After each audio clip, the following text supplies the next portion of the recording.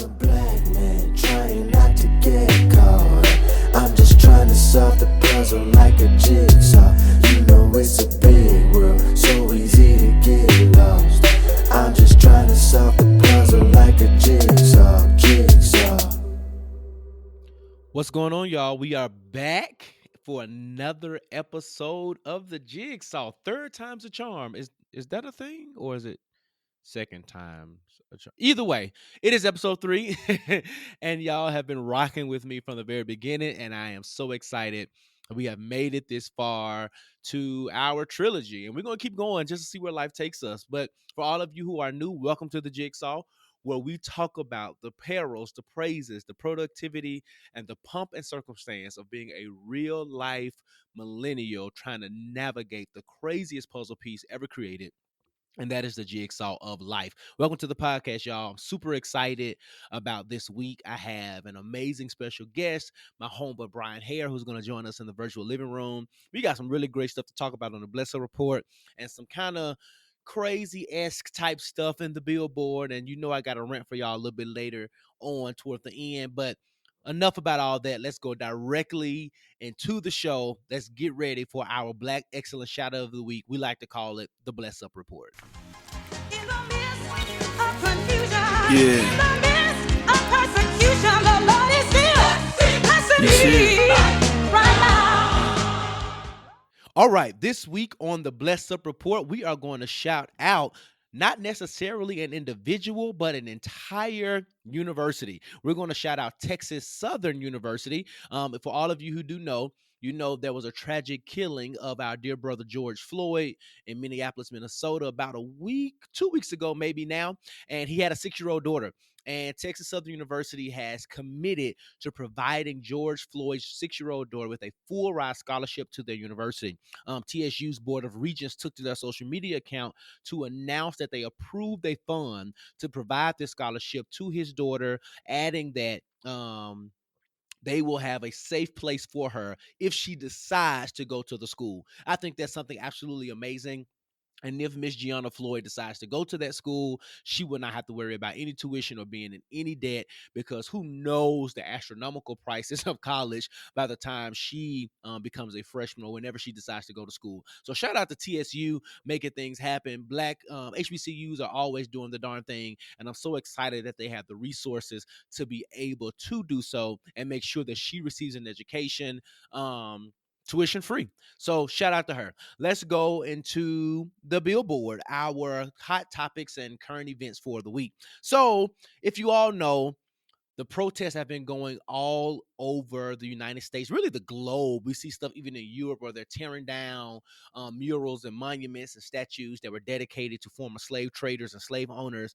And I think it's all amazing. If we're going to tear anything up, let's tear that particular stuff down. Take them down, as my homegirl Tammy Sawyer back in Memphis would say. But something a little bit different happened. Mayor Muriel Bowser in Washington, D.C., mayor of D.C., commissioned that a mural that states Black Lives Matter was painted in the street. It spans about 2 blocks of 16th Street. And she actually, not only did she commission the mural to be painted, but she also deemed those 2 blocks of 16th Street to be named Black Lives Matter Plaza. The beautiful thing about 16th Street in Washington, D.C., that it leads directly to the White House. So there's a little pettiness there. I see you, Mayor. But everyone was not so excited about the painting in the street. Some of the people called it performative.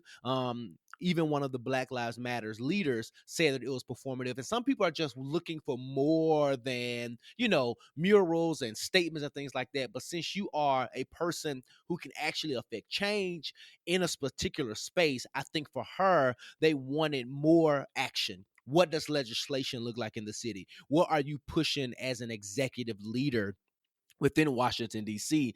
to help emphasize and push change right there? So I think it was dope, but I also understand the criticisms that calls it a performative action when there could be more done. Who's to say that she's not doing more on the back end within her mayoral chambers, right? But I still think it's dope. I think if nothing else, it brings awareness, and then it continues to make people pay attention and to listen to what is going on.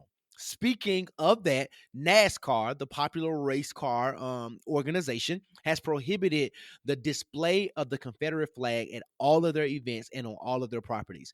They said, and I quote, that they are prohibiting the flag in an effort to provide an inclusive and welcoming environment to all. Now, the flag should have been taken down a long, long, long, long time ago, and it should not have been a thing for public usage, and especially in public space. What you do in your private bigotry is your business. But we all know what that flag represents. As much you want to say it represents Southern pride, I'm from the South. Ain't nothing prideful about what that flag represents. So shout out to NASCAR for doing it. It's been a long time coming. It should have happened years and years ago. It should have never been allowed in public spaces. But regardless of all of that, we are here now at this moment, and it is prohibited from all events, all races, and on all official NASCAR properties. I think it kind of has a theme today in the Billboard because Takashi 69 and Nicki Minaj have collaborated on a new song. But Takashi, he put more emphasis on the fact that people didn't think he would be able to collaborate with anyone, especially anyone like on Nicki Minaj's character. Now, I'm not a big fan of Tekashi 69. I really can't say that I could quote any of his music. I know I've heard some of it, but what I've heard I did not like. I'm not a Barb, I'm not a Ken, I'm not any of that, but I'm a low-key fan, real quiet fan of Nicki Minaj. So I'm not particularly enthused about this collaboration. But what I will say that I liked is that she took to her social media account and she made it well aware that instead of putting emphasis on this new song and the collaboration or whatever the song is about, she put more emphasis on a percentage of the proceeds being given to the Bell Project Incorporated. So I think that is really dope because love her or hate her, she has her stand. She has millions upon millions of followers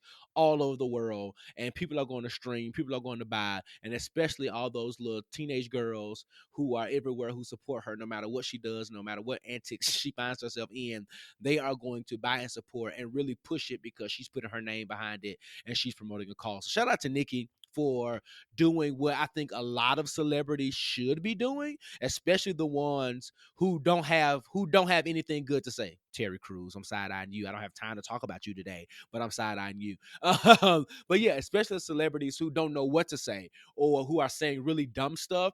Be quiet and just use your platform to put your money where your mouth is. Right? I think that is a responsible way of using your platform if you do not know what to say, if you are not well versed on the issues and things that are going on. So instead of you saying something really stupid and getting yourself in potential trouble with your sponsors or even your fans, just support the cause in a way that it is really easy for you to do.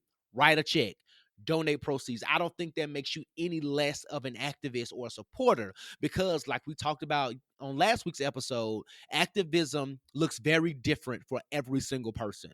And you don't necessarily have to be on the front lines on the marches. You don't necessarily have to be the one making the phone calls and advocating to senators and legislators. But I heard one of the founders of, or one of the co-hosts rather, of Pod Save the People on another podcast talk about when they were protesting in Ferguson that there was an older black woman who provided dinners and water to all of the protesters because, eating those processed meals from McDonald's and things like that weren't really healthy while they were out there marching and in the streets and then the elements, right? The sun and the weather and all that kind of stuff that came with it.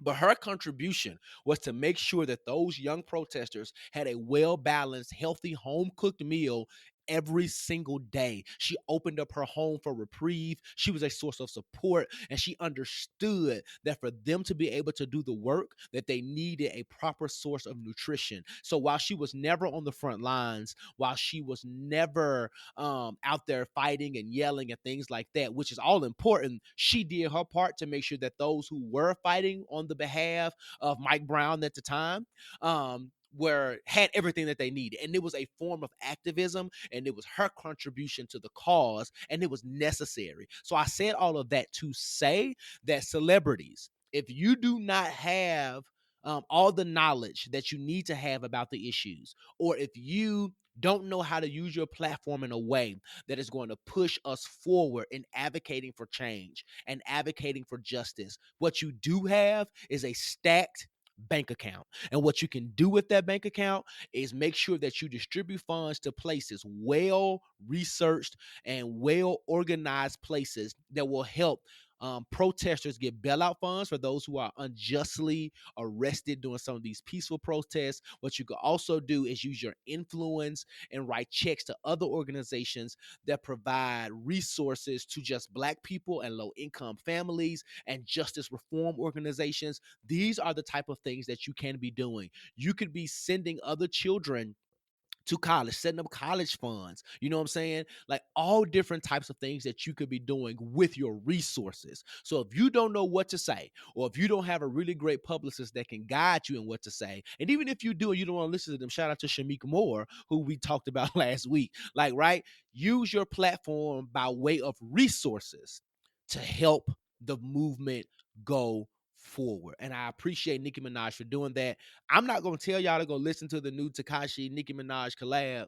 I'm probably going to listen to it just so I can see what it's about, but I can almost guarantee it's going to be a quarter of a percentage of trash. And I mean that in the worst way.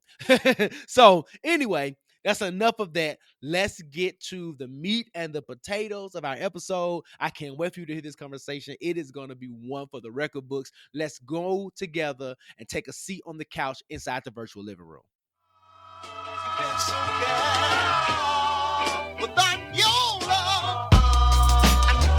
It's about to make a change. Do it with some soul in a little love. So what's going on, y'all? Welcome again to the living room. I have somebody here, one of my brothers who's going to join me on the couch in the living room today. Great friend of mine, a brother for maybe 12, 13 years now. I think that's about right. So y'all, welcome to the living room, my brother, Bryan Haire. What's going on, man? Hey, man, I'm glad to be here. I'm glad to be in the living room.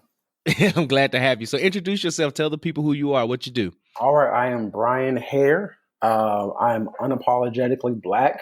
I got a Black wife, Black child. My mama Black, my dad. I love being Black. It's just I love everything like that.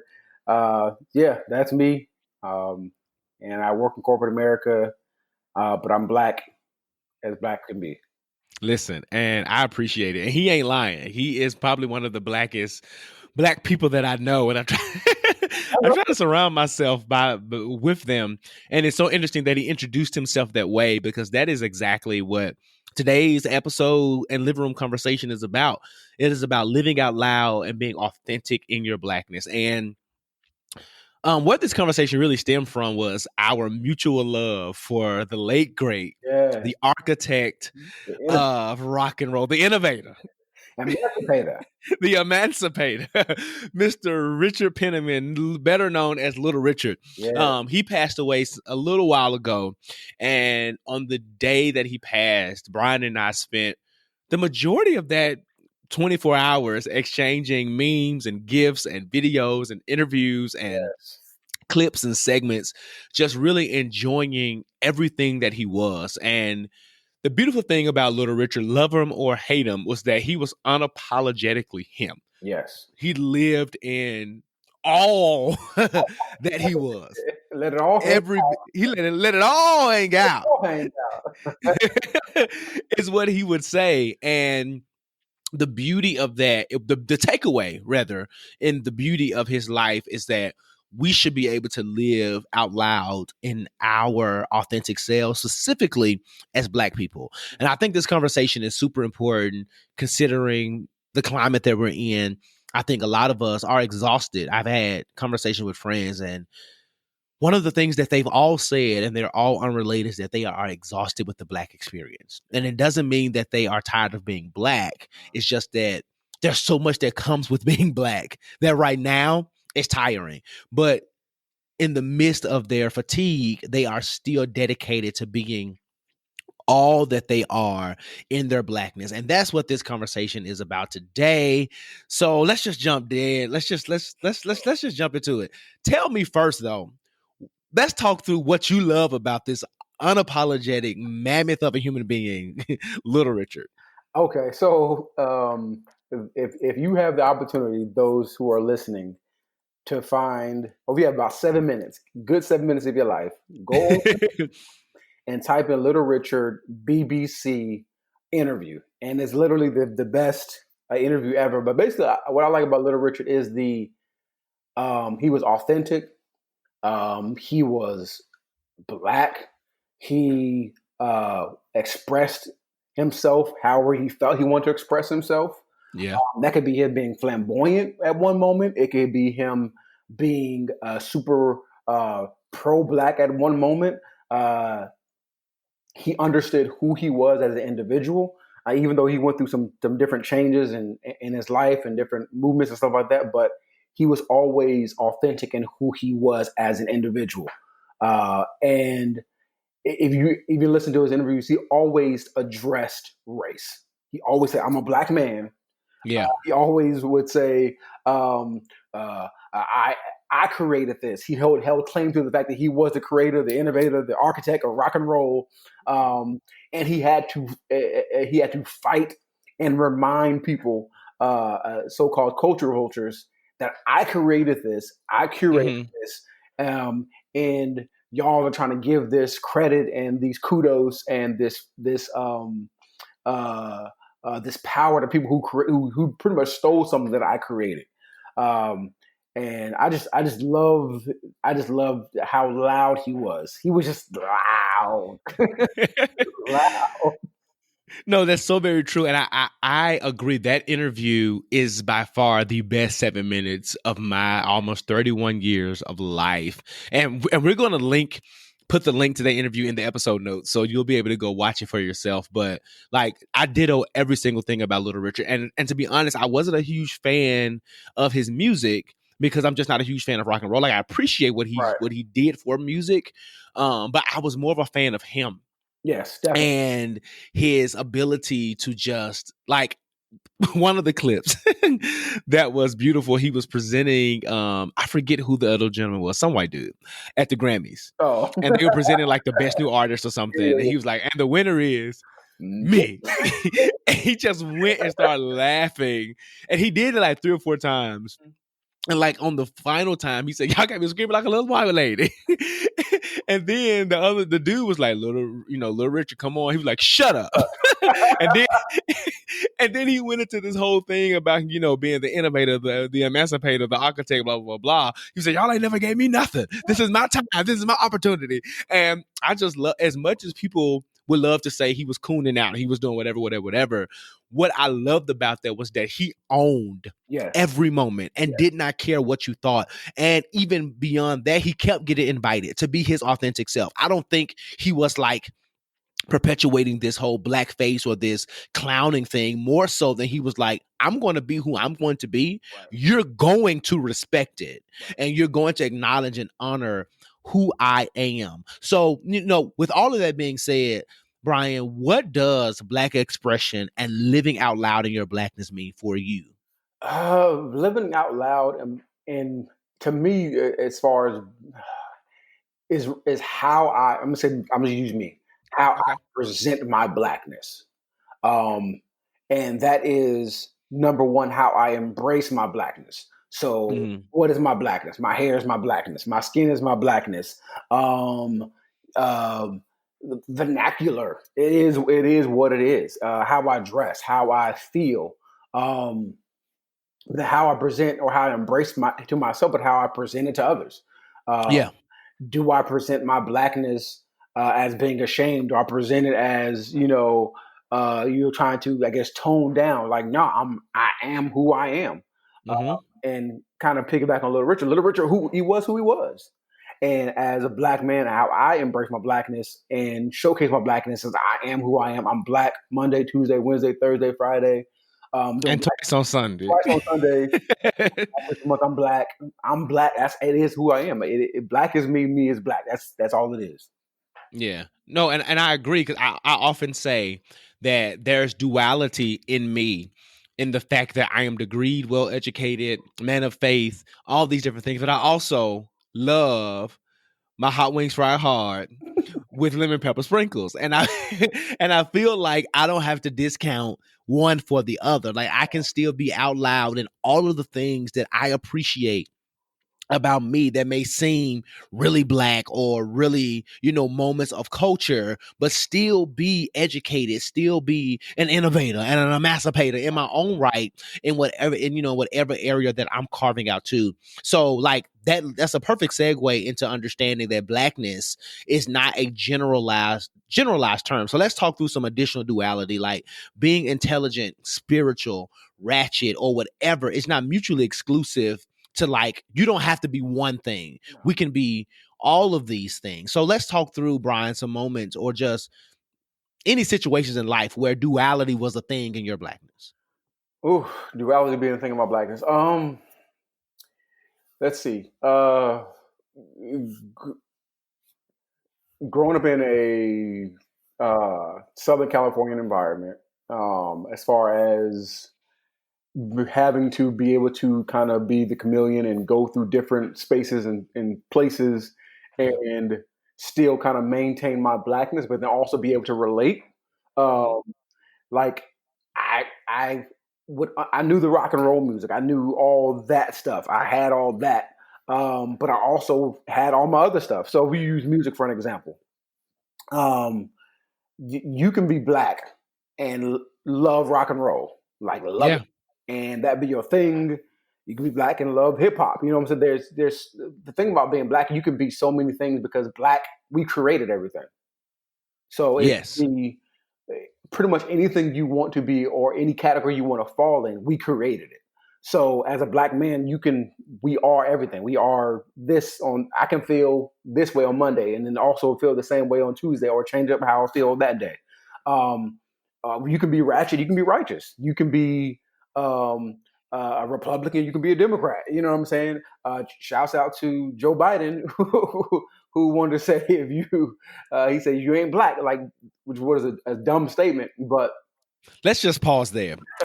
Somebody auntie that made Joe too many pots of potato salad. Too many. And he got comfortable at the picnic. Right. For him to be able to feel comfortable saying the foolishness that he said. But continue. But that was a perfect example of somebody saying or feeling comfortable saying that, oh, if something, you ain't black.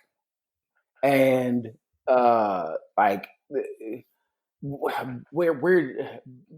are who we are. I don't know how to make it even plainer than that. We are who we are. We are everything. And I'm a black man. You're a black man. We may not even agree on to say I like gangster rap. You like trap music.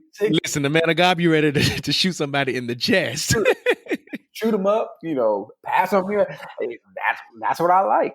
But it's what I'm saying. But it is what it is. We're everything. So. No, it's so true. Like even when you talk about the rap, you're right. You like Ice-T and Ice Cube, and and not like Future and Migos. And I don't. But it does not discount who we are, our friendship, our brotherhood. It does not. It like you liking that form of rap and me liking what people call mess and mumble rap. Like it's a bop. It's a beat. You know what I'm saying? And I've never drank lean or done any of the stuff that Future talks about, but for some reason that Dirty Sprite, speaks to me. You know what I'm saying? So like, no, I get it. We can be all of these things and we can be who we are. And it reminds me actually of this episode of The Fresh Prince when we talk about duality. Mm-hmm. And when Will and Carlton had, went to college and they were about to pledge the same fraternity. Mm-hmm. And in the end, they went through their little hazing process or whatever. And in the end, Will was accepted, but, they denied Carlton because they found out about his privileged background. Matter of fact, they made his hazing process worse when they found out about his privileged background. And and when they got to the end at the little party, which, was a whole thing. We won't go into Greek life here. But the Dean of Pledges insisted that the reason why he did not make it was because he wasn't black enough. And what bothers me a lot of times, especially among us, is that we have this concept of being down. Right. That consistently separates us. Instead of, now, there are some black people who need to be called to the carpet. Yeah. We were just talking about Candace Owens before we got started. Yeah. The Candace Owens of the world, and Don Lemon before he got delivered out of the sunken place, and all these other people. Yeah, Kanye West right now, and those two twins Simon and who are There they go. Them two. Yeah. You know, diamond more like sapphire and polyester, but you know, cubic zirconia and polyester. But no, like those two, they definitely like, you know, it's that group of people who need to be pulled to the carpet. And then there are other people who grew up in more affluent neighborhoods. Like I said it on last week's episode. I worked for a CEO who is seemingly whitewashed and really did not live, in my opinion. Well, let me take that back because I don't know how he lived, but the way he presented was not one that really honored and honed in his blackness. And if we just look at his track record as a CEO, and you may say, well, CEOs don't do this, but he was a very hands-on person. Like I got several opportunities to sit with him, talk with him, work on projects with him. And his worst track record was with other black men, black people. They had the lowest amount of retention and the least amount of promotions within the company. So there are tons of black people who need to be called out on their privilege, who need to be like smacked into reality, because any of us can be George Floyd. That goes back to my rant last week about Shamik Moore talking about, listen, how we need to act and how we can prevent certain things. But anyway, I said all that to say, what are your thoughts on the diversity and privilege among black folk? And that's the great thing about, I guess, again, being black. We are everything. We're all people. We have billionaires. We have poor people. And I want to say the dope thing about, I guess, most people I know that have grown up, most of them may not have grown up in privilege. Yeah. Now we are in a place to where we are successful. We're doing great things. We like Black Wall Street. We are, you know, setting our careers. We're affluent, and to a certain degree, we're building generational wealth to where we can embrace where we came from, and we don't ever look back at anybody and say, you know, why don't you just pull yourself up by your bootstraps? Or we don't, you know, have that I forgot where I came from mentality, or forget that the fact that even though I may have passed over certain obstacles in my life, and may have gotten certain breaks, or may have gotten certain helps and things of that nature, or my mind may have been able to conceive getting out of where I was from. We don't go back and look at the people who may still be in certain areas and look back and say, oh, well, why can't, if I did it, you can't. You know what I mean? So I think, I think let me flip it, and I'm going to throw this back at you. I'm reminded of an episode of your show, Living Single. You know, it's my favorite. Kyle was up for a promotion. Mighty God, I know. Okay, Kyle was up for promotion, and one of the other black men in the firm, well, a black man came to Kyle and said, hey, Kyle, I know you're up for the promotion, but you need to change your hair. So Kyle was going through this whole identity crisis, this thought process of, should I cut my hair? You know, all this kind of stuff. Come to find out that the white partners did not care about Kyle's hair. They talked about it. But it was not a deciding factor in him getting the job. And then Kyle found out that it was the black dude who was the one who told the white dudes, oh, he doesn't even fit the mold of our firm. So it's kind of, you kind of get like I want to say both sides. You get the people who get ridiculed for being in privilege, but you also get the people who are in privilege, look down at people and think, oh, you don't fit in the stereotype, or you don't fit in this class, this bourgeoisie society that, you know, I've worked for, or I've created. And some people really have just created these identities, knowing good and well you didn't grow up like that, knowing good and well, like regime. If we're gonna how about living single? Regime. You went from East Orange, New Jersey, moved to the. You was Nene. You was Nene. So I forgot what the question was, but that's it's interesting that we have those conversations, or even those situations, even in the community.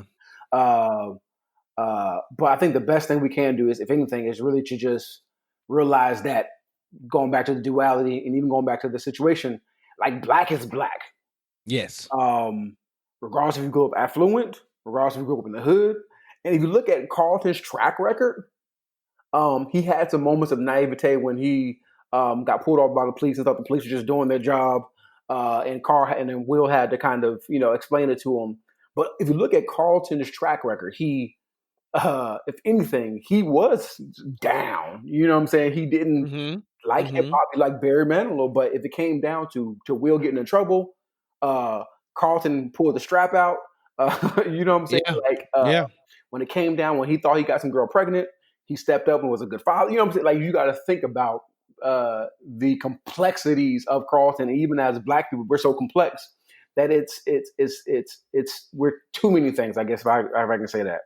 And one other thing I loved about Carlton too was that, just since we're on this and talking about the diversity and privilege of Black folk, was that he was one who had clear privilege, in the way he dressed, in the way that he presented, in the ways that even when Will first came, how he tried to get Will to assimilate to, especially at Bel Air Prep. Will do this, do that. You're not going to fit in. And Will was authentically him, and all the white boys loved him.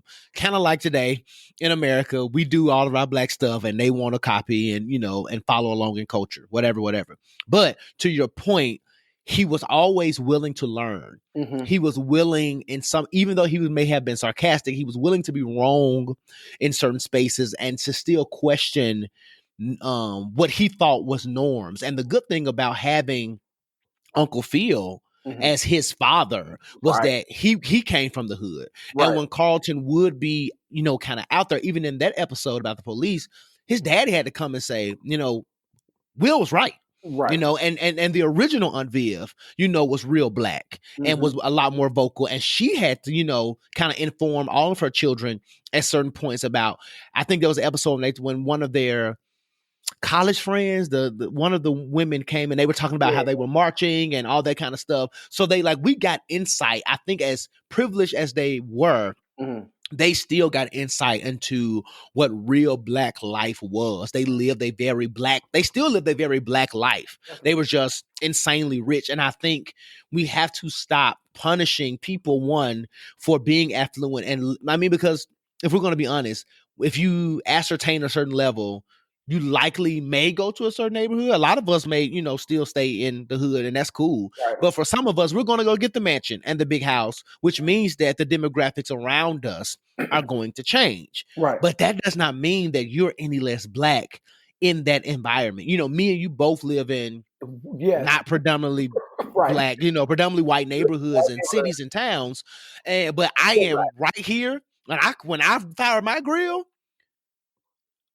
Future is playing on my Bluetooth speaker outside on the deck. You know what I'm saying? We're on the inside doing our thing. We're still being a Black family and exhibiting and not being, the hood crazy people or whatever. And I want to dismiss that myth among us too, but we are just being authentic to who we are without trying to assimilate and try to fit into this box just because we live in the suburbs. Right.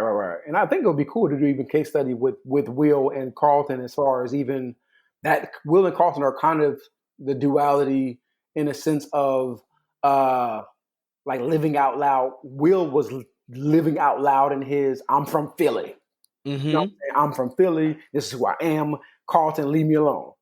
Carlton, to the contrary, not to the contrary, in the same way, he was trying to live out loud and be who he was. I'm a kid from the suburbs. Yeah. And even, I'm not trying to go down the episodes, but there was an episode where they clashed, where Carlton and Will kind of got into it. Where Will said that Carlton was too bougie, and then Carlton went to the hood and tried to change and try to assimilate, stuff like that. But and the thing I love about that is they both were authentically who they were. Yeah. And they learned from each other's experiences.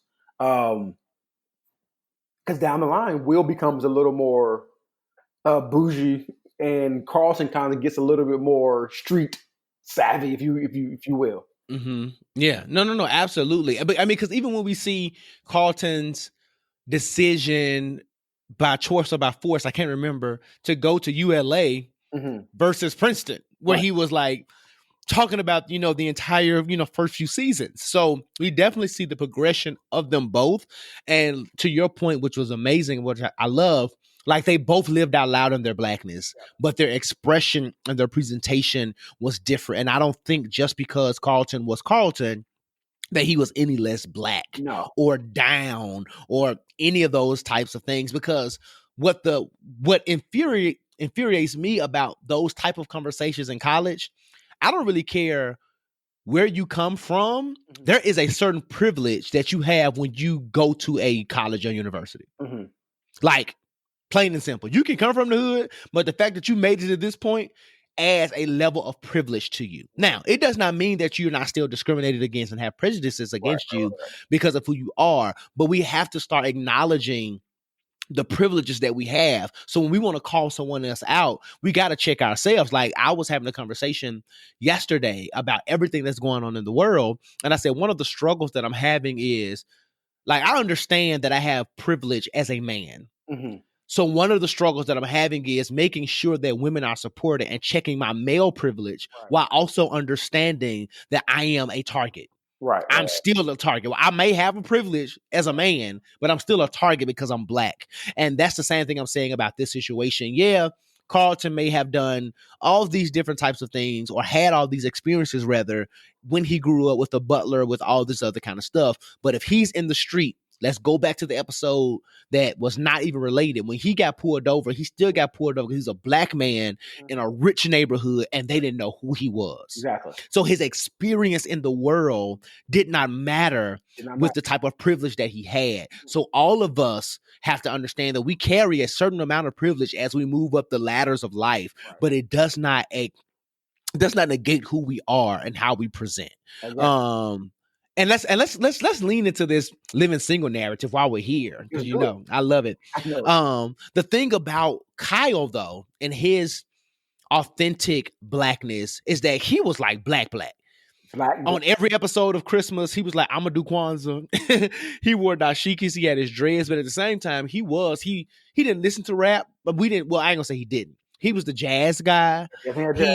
He was like when him and Overton hosted the fight party, he had like filet mignon and couscous and shrimp, and Overton had like cheese whiz. Now Overton was just country, but it showed you again. It was like Will and Carlton. It showed you the duality of Blackness in two best friends. Right. But to your point on that episode, it was funny how the more bougie you need to assimilate guy didn't was kind of blind to the fact that Kyle has risen to these ranks, being exactly who he is, presenting the way that he's presented, front facing with clients with his dreads, and none of that has mattered to this point.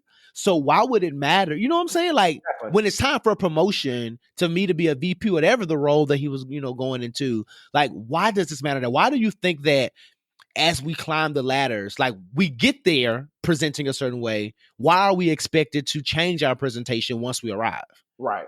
And I see that in corporate America all the time. I see things where, okay, mind you, I've been with the firm I've been with. I work at an investment firm. I've been with this firm going on 12, 13 years. I want to say maybe longer. Mm-hmm. And I see people as I continue to go higher. You kind of see, of course, Black people. We kind of the number of us decreases the higher you go. And I have also seen people who feel like, oh, now that I get to a certain level or we have 3 levels in our building. Once I get to level 3 or the 3rd floor, I need to dress a certain way. Because our CEO is on this floor, or I need to do, I need to wear a tie now, or I need to talk a certain way, or I need to kind of be friends with these people. And you didn't do none of that stuff to get to the place you are now. So none of it, right? So why would you flip the switch and try to be something that you're not, just to try to continue to go higher? And what people don't understand is some people don't care nothing about you. Not a thing. The people that you're trying to assimilate with, the people you're trying to convince that you are one of them or one of the good old boys or trying to be in the crew, they don't care not one thing about you. At the end of the day, they're concerned about their bottom line. Are you doing the work? Exactly. They don't care what you listen to, what you wear. Are you getting the job done? Are you being paid? Are you doing the thing that I'm paying you for? And that's it. And that's how Kyle was. Kyle was who he was, but he did his job and did his job the way he wanted to do it. As far as in his presentation of who he was. Mm-hmm. And in that space, and Kyle, for the rec, like let's learn something else about your host, right? I love Living Single. I have probably watched it 8 million times, especially since it's been on Hulu. It just runs on repeat every day. And Kyle is my least favorite character. For a myriad of reasons. We can bring a few people to the living room and have a conversation on the complexities of living single. Matter of fact, let me jot that down for a living room conversation. But you know, even what I do love about him in this conversation specifically is that there was one episode where he was unfulfilled and he created like the African Mutual Fund at his job. Like, so he found moments to take what he loves to do, which was being a stockbroker, being in finance, doing those things, but still inserting his Blackness. And as he moved up the ladder, when things got monotonous and mundane, he was like, I can find ways to make this interesting. And that's another thing that I think is super important and valid to this conversation, that we don't have to lose who we are, what we value as we matriculate up in life. Like, there are ways that we can still champion for certain things, especially in a time like today. I have a colleague who the company was not really speaking to them about what's going on. So they went to HR and said, I'm going to start a Black ERG, employee resource group. And HR was like, great. Oh my God, that's important. Like, first of all, should have been had one. Right. But the point is that we can still create and curate things within spaces that benefit us, because what's real true is that most of these corporate spaces especially are not designed for us to navigate through successfully. Not at all. Not at So all. we have to find spaces and create spaces that lead to our success. Right. It's really like your Jigsaw podcast, which is perfect because it is what Black life kind of is, to a certain degree, especially in certain spaces in the United States. We'll say that since we live here, spaces were not designed for us. Yeah. So we're basically trying to find what we are a piece of the puzzle, an important piece of the puzzle. We can go down and talk about how we built the country and all that kind of stuff. But in today's society, we're an integral piece of the puzzle. But oftentimes we find ourselves in many spaces and places trying to find out where we fit. And oftentimes we find ourselves it's kind of like when, as a kid, when you don't know how to put puzzles together, you have the piece and you're trying to smash it in a place that it does not fit. And oftentimes we try to do that. We try to mash ourselves and smash ourselves into places we don't, because it usually we have that puzzle piece. It looks like it belongs there, but it doesn't belong there. It does not belong there. It doesn't belong there. It has the same color. It has the same image, a similar image, but it does not belong in that space. Right. And oftentimes we try to mash it in that space because you don't know how to use the puzzle. And then somebody comes along and say, oh, no, you're close, but it belongs here. And then it comes in that place real smooth. So I feel that's going back to what you said initially, as far as being exhausted, as one of the things that kind of makes being Black exhausting is really trying to navigate life's spaces where we created it and we're still trying to find places where we fit. Yeah. So, like, absolutely. So let's round out the conversation, because I know we got stuff to do and places to be. Has there ever been a moment where you felt like you've had to downplay your Blackness? I will say there's been times I've had to downplay my Blackness, not necessarily in terms of not live out loud, but oftentimes I try to,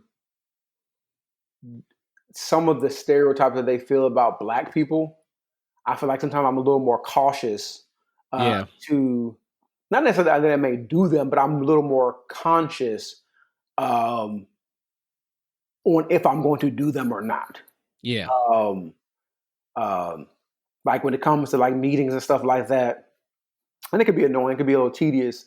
I'm not going to be so quick to say stuff or speak out, because I know they're gonna talk trash. I know, um, and I would rather just have the conversation with my supervisor, manager, whatever, on a side conversation. Give them a full feedback of what I feel, a presentation, do something a little more outside of the spotlight. I don't like being in the spotlight anyway. But there's some things I know that they're expecting us to do as far as Black people, and even though it may be right, like us now in meetings is right. If you disagree with something, it's right. But oftentimes you go in to see if there's any type of objection in any type of setting, it's gonna be like, oh, here they go, angry Black folk. So I will say I found myself, instead of in moments where I probably could have said something, instead of wanting to even deal with the foolishness, I'll step back and be like, you know what, I won't say anything. I'll just do it another time. And that happens in corporate America a lot, because white dudes will be at the same table cussing, talking about, oh, this is blah, blah, blah, blah, blah. And, oh, they have passion, they care about their job. But I can say, I kind of disagree with this. Here they go. You know what I'm saying? Or it's like, chill, bro. It's not that deep, man. Not that serious. We're just trying to do, and then people start crying and people's feelings get hurt. It's like, where do we get here? So I'll say in those moments, I think in group settings, I don't know if that there's toning down my Blackness, but I will tone down from doing things that they think is a stereotypical Black thing or something like that. So yeah. No, I get that, because I found myself in that similar space, not necessarily toning down my Blackness, but a very not serious but real example is I love watermelon. Mm-hmm. I love it, like with salt on it. Yes, I love it. And I don't cut it up in little chunks. I cut quarters and just eat it. The way my grandma taught me to do it. You know, that's the right way.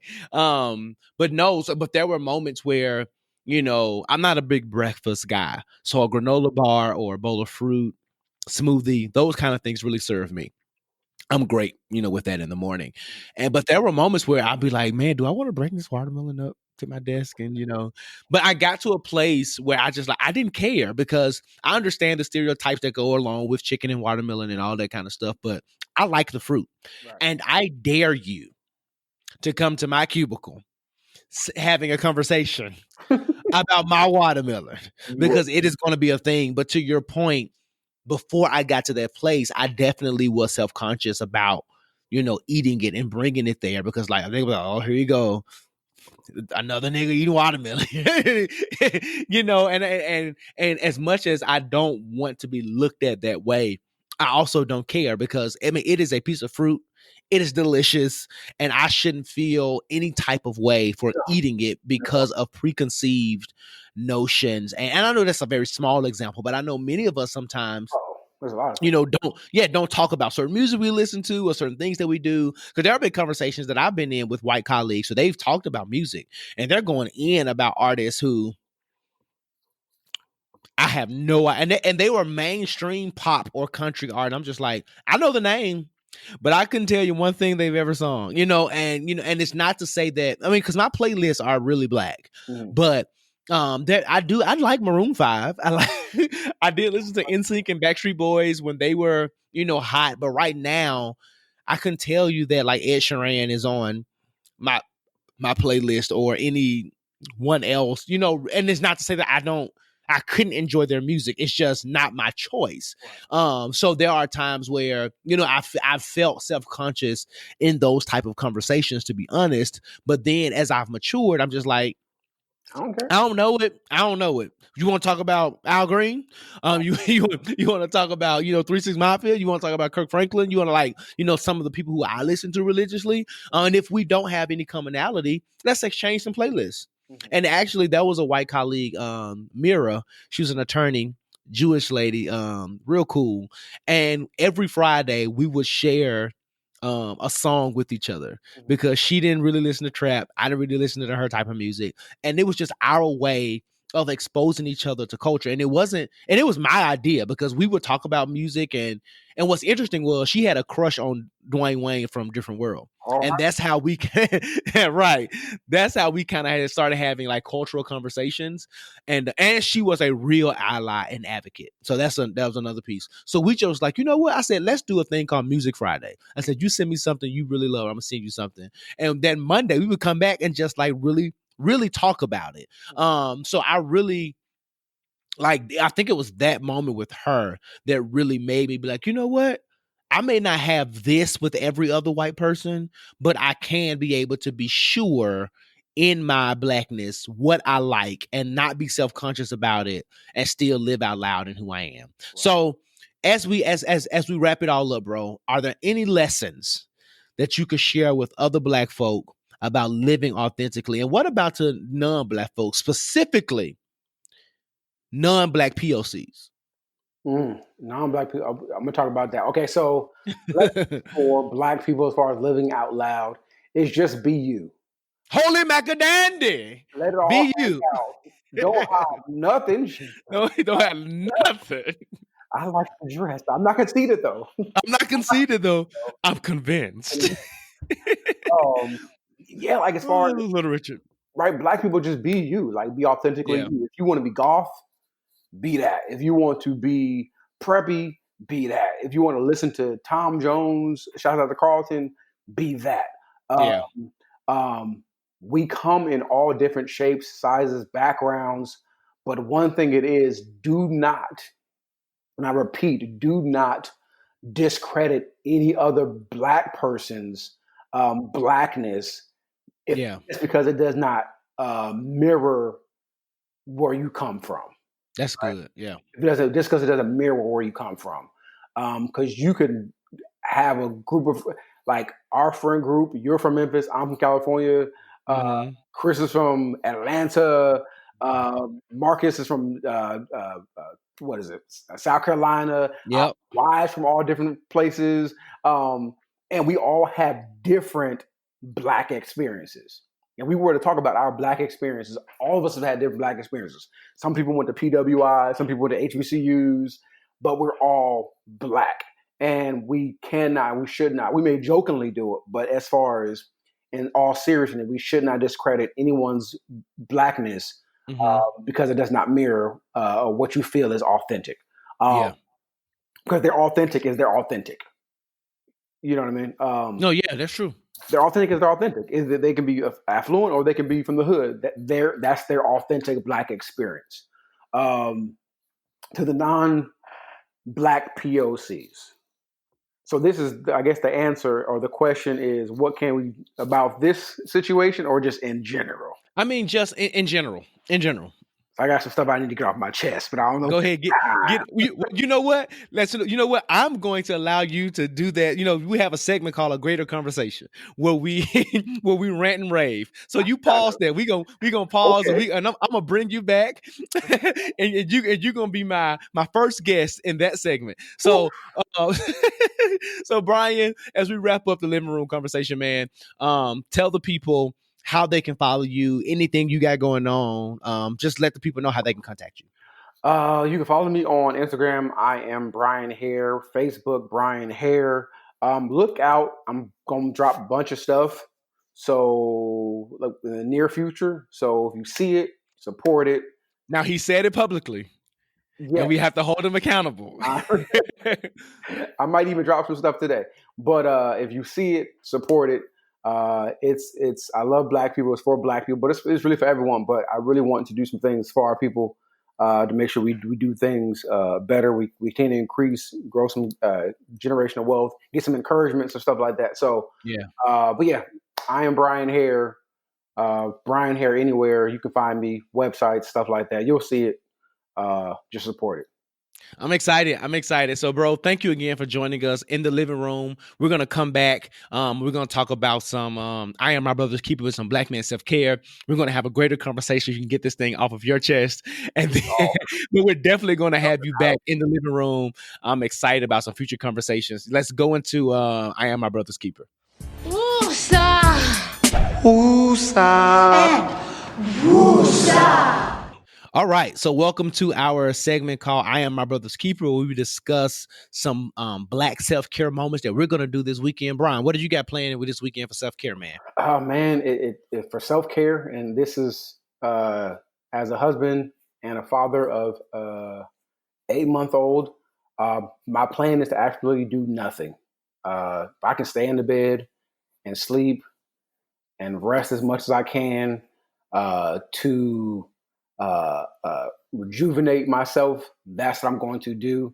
I'm also going to unplug completely. I've been doing it, but I'm going to continue to unplug from social media. No, that's fair. With all that's going on in the world, mentally, I found myself being extremely drained. So I'm probably going to just unplug, stay in the bed, relax, do nothing. If I can't do anything, I'm just not going to do it.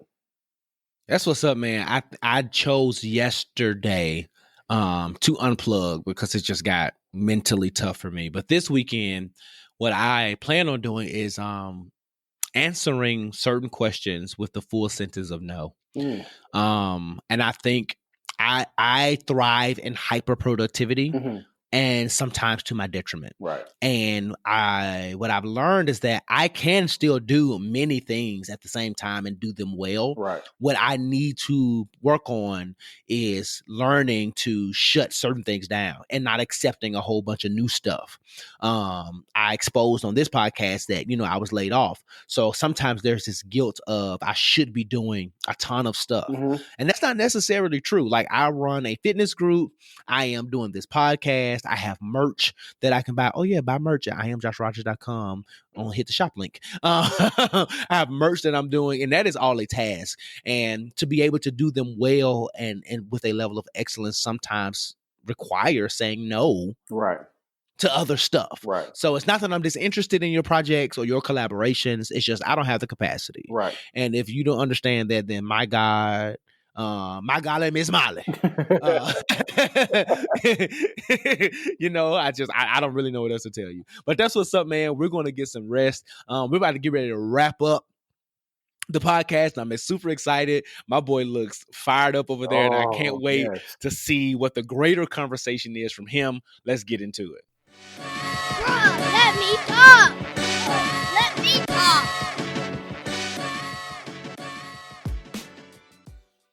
All right, we are here for a greater conversation, and today I am mad hyped because this is the first time that I have a guest with me. I have a partner with me to rant. I will not be ranting and raving by myself. So, because I have someone with me, I'm going to pass the baton and allow him to have the greater conversation first. What you want to get off your chest, bro? All right.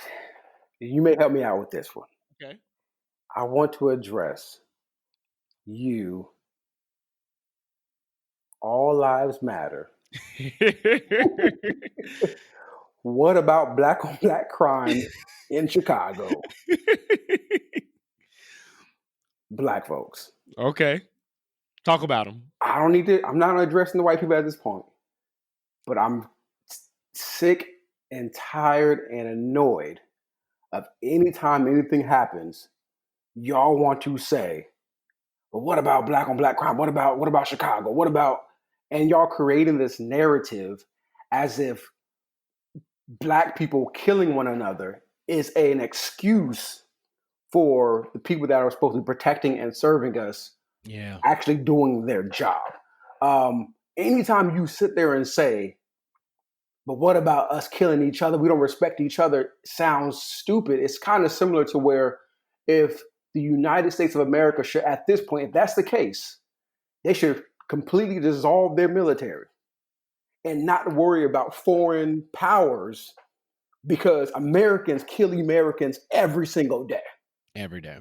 So, and it's so annoying and so stupid and so ignorant for black people to sit there and say, "Are we killing each other?" Like as if like people just don't kill each other, or as if you live in a community with somebody, you're probably gonna kill them, or like the proximity of somebody being close to you going to like it just makes no sense. And if anything, what it sounds like you're trying to do is you're trying to find a space and a place with somebody that does not even care about you. Yeah. And granted, yes, I'm pro-black, and I hate to see senseless blacks killing. I hate to see black people die at the hands of anybody. But when you sit up there on social media or on any type of platform that you're on, and openly sit there and say, when people say Black Lives Matter, as a black person, you sit there and say, but all lives matter. You do it. You do it, and you do it proudly, and you swear you're gonna get some likes. And I'm gonna talk to the people who see this stuff. It's time for us to drag these. And mind you, you know me on social media. I don't ever comment. I don't ever rebuttal. I don't do nothing. But it's time out for letting this stuff slide. The drags need to happen, because either they really don't know, or they know and really just don't care about what they're saying, and how problematic it really is, not only to the people that they love, but a culture and a people in general. I don't have anything to add. I ranted and raved last week about black folk, our skin folk when I kin folk. So I'm gonna let you do the dragon, and because my conversation today is with Miss Laura Ingraham, who in 2018 had an issue with LeBron James speaking out against systematic racism and police brutality. And she said the following, and I quote, "Shut up and dribble," which lets me know that she was only interested in performance from him. She only wants him to be the black man who is dribbling the basketball and making money and entertaining her and her husband and the other Karens and Rebeccas who sit in her house. She only wanted him to do what he was quote unquote paid to do and not care about his community, not use his platform to address his community. But when Mr. Drew Brees had the opportunity to make comments in the year of our Lord 2020, she said that this man has a right to have an opinion. Now, where was that same energy, Laura, in 2018 when the black man had a right to his same opinion? I need you to keep that same energy. And it is this type of crap right here that happens. See, you want to talk to white people, but I got something to say to them one more time. It is this kind of stuff that comes from y'all that we consistently deal with. That was racist. Mm-hmm. And why is it racist? Because the black man needs to shut up and be your jigaboo. But when the white boy wants to say something defending good old America and the other good old boys, he has the right to have an opinion. That is not okay. That is not going to fly. And what happened when Mr. Brees had an opinion? He got dragged by other blacks and by other white people because his comments were senseless. I believe that every person, regardless of their status, has the right to advocate for what they believe in. Now, what consequences they will face when they advocate for it, like what Drew Brees saw, is based on them. But they should have the right to be able to advocate and to push and promote and to speak out against or for whatever they want to speak out against or for. That is their human right. And we should not tell them that just because they play basketball or football or they're an artist or a rapper or an actor or whatever, that they should stick to doing what they're doing. Ma'am, you stick to do what you're doing and report the news. If you want to take it there, leave the sports stuff to ESPN. Do what you're supposed to do if we really want to go there. But Miss Laura, stay in your lane and you let them stay in theirs. His lane is blackness and let him talk about it. Your lane is journalism. So find something else to talk about instead of nitpicking and talking through how this man wanted to represent and advocate for his people, use his platform to bring change, to be tangible. Because what the reality of it is, love or hate LeBron James, those teams and franchises would not be in the spaces that they're in without him. So they understand, you piss him off a little bit too much, you're in some deep, deep, deep water. All right? And until our skin folk, I'm going to say it one more time like I said last week, you're black. You're black. You're black. And if you ain't remembered, you're black again. Why do we have to remind you that you're black? Right. And your experience is going to be at some point that of discrimination. Unfortunately, at some point, somebody's going to look at you crazy. So when you start talking about all lives matter and you start bringing up the rhetoric on black crime that we see in Chicago and Memphis and Atlanta and any other major city, then you're not really adding anything to the cause. No, black on black crime is not right. We're not saying that it is, but it does not negate the fact that people are dying at the hands of unjust police officers. It does not negate the fact that people are facing an unjust system every single day. It does not negate the fact that just because I'm black, no matter how well I'm dressed, no matter how articulate I am, that I will be profiled simply because the color of my skin. So the greater conversation of it all is, who hurt y'all? Who hurt y'all? But I'm just glad I had somebody to rant and rave, but I went out here by myself today. So I appreciate that, bro. So that concludes the podcast. That is the Jigsaw. Today, Bryan, bro, thank you so much for coming, hanging out with me for almost the whole episode. I appreciate it, bro. This has been real dope. For those of you who want to connect with me, you know how to do it. You can go to my website, IamJoshRogers.com. You can connect with the podcast on Instagram at the Jigsaw Podcast and send in some letters, comments. If you have some questions, we're going to keep them anonymous. We'll answer them and try to provide advice. You can send them to, we'll make a new segment for that if you send them in, but you can send them to the Jigsaw Podcast at gmail.com. You can write us in that way, and then also continue to connect with us on Instagram at the Jigsaw Podcast. I think I said that. I don't have any other announcements, but I cannot wait to come back and talk with y'all and hang out with y'all again as we try to figure out this thing called life. And remember, don't let life stress you out, but do what you can while you can, the best way you can. But remember this, don't you ever get caught with your work undone. This is all. See y'all next week.